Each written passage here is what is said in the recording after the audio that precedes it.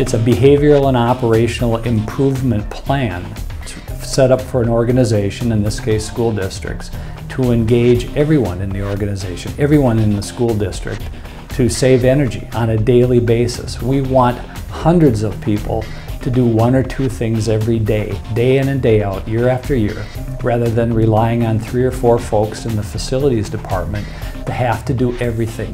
So along the way, we developed our Schools for Energy Efficiency program with really just 3 simple goals: reduce energy usage by 10%, engage students and staff, and achieve Energy Star recognition. Powerfully Green is a solar installation company. We don't resell product so much as we design and install full solar energy systems for homes and small business.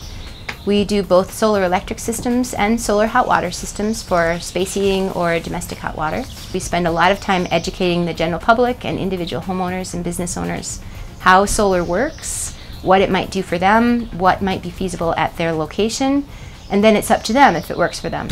I'm a visionary kind of guy. I like to figure out what's possible.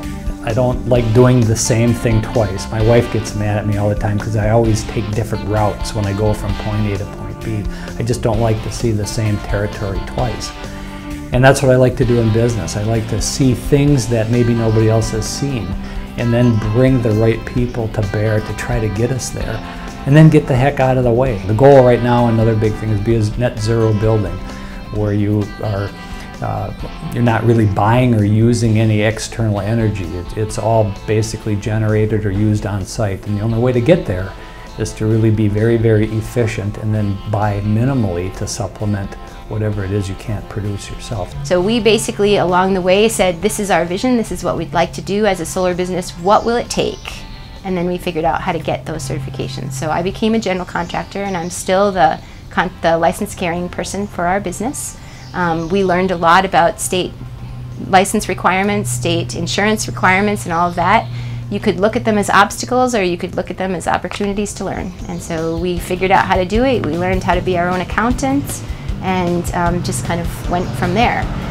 In the process, though, always our underlying reason for doing this was sustainable living. In our energy business, for example, we know that customers and organizations want to buy new equipment. We know that they want to buy solar collectors and wind turbines.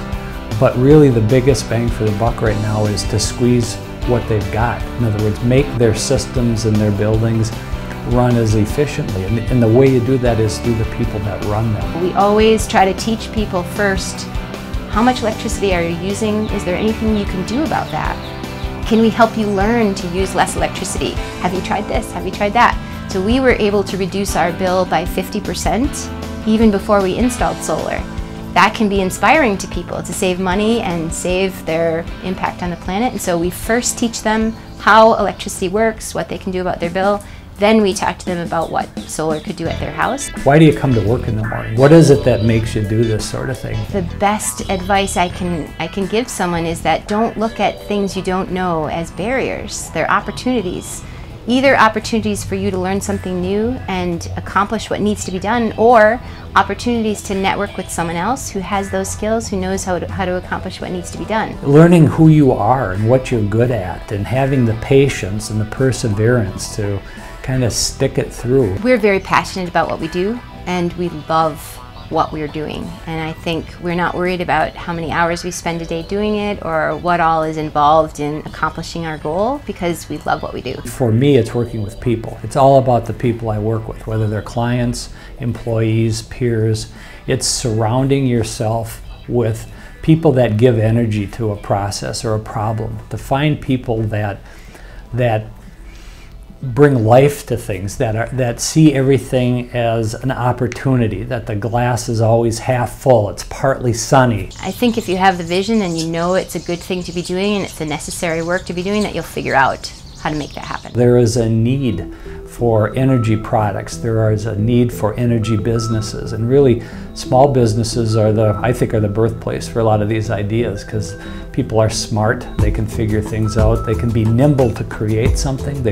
I've worked in large corporations, and it's very difficult to get things to happen because companies are just so large. Smaller companies have a great advantage of changing and matching, finding out what the needs of the customers are, and then creating a product or a service to fill that need. It's truly not that difficult. You just have to identify what the need is and what you're good at doing, and then bring the two together. Good things can happen.